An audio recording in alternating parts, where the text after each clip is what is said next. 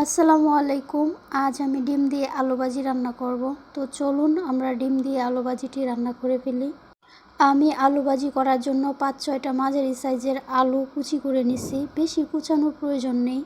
সাথে একটা বড় সাইজের পেঁয়াজ কুচি করে নিছি। 2টা ডিম নিয়ে নিছি, ধনিয়া পাতা নিছি, সাথে 3টা কাঁচামরিচ কেটে নিছি।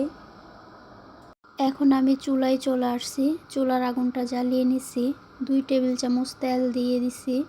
তেলটা একটু গরম হয়ে আসলে পেঁয়াজ কুচিগুলো দিয়ে দিব। পেঁয়াজগুলো বাদামি করে ভাজার প্রয়োজন নাই, 1 মিনিট ভেজে নিলেই হবে।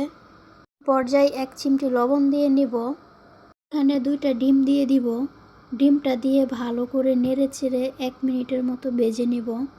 ডিমটা একদম ভাজা ভাজা করার প্রয়োজন নেই। আমি চুলার আগুনটা মিডিয়াম আঁচে রাখছি।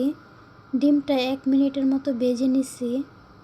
আমি এই পর্যায়ে 2টা কাঁচামরিচ দিয়ে দিছি। আবারও একটু নেড়ে চেড়ে নেব। এ পর্যায়ে কেটে রাখা আলুগুলো দিয়ে দিব। চায়ের চামচে 4 ভাগের 1 ভাগ হলুদের গুঁড়ো দিয়ে দিব। আলু ভাজির মধ্যে হলুদের গুঁড়ো এত বেশি প্রয়োজন হয় না। দিয়ে দিব পরিমাণ মতো লবণ। ভালো করে নেড়ে ছেড়ে ঢাকনা দিয়ে দিব।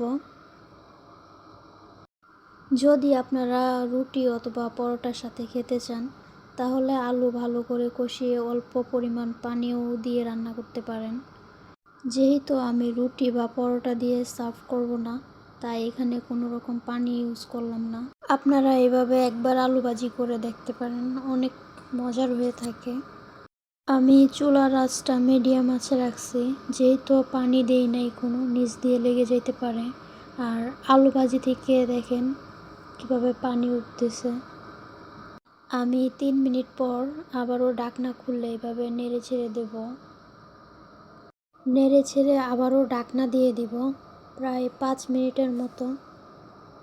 5 মিনিট পর আবারও ঢাকনা খুলে নেড়ে ছেড়ে দেব।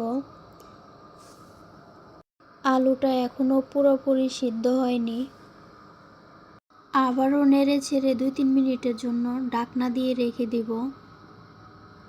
3 মিনিট পর আবারও ঢাকনা খুলে নেড়ে ছেড়ে দিব।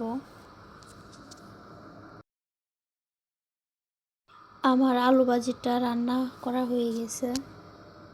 আমি এবার এখানে কিছু ধনিয়া পাতা কেটে দিয়ে দিব। ধনিয়া পাতাগুলো নেড়ে ছেড়ে নামিয়ে নিব। আমি সার্ভ করে দেখাচ্ছি। আমার ভিডিওগুলো যদি ভালো লেগে থাকে সাবস্ক্রাইব করে দিবেন, আমার পাশে থাকবেন। আল্লাহ হাফিজ।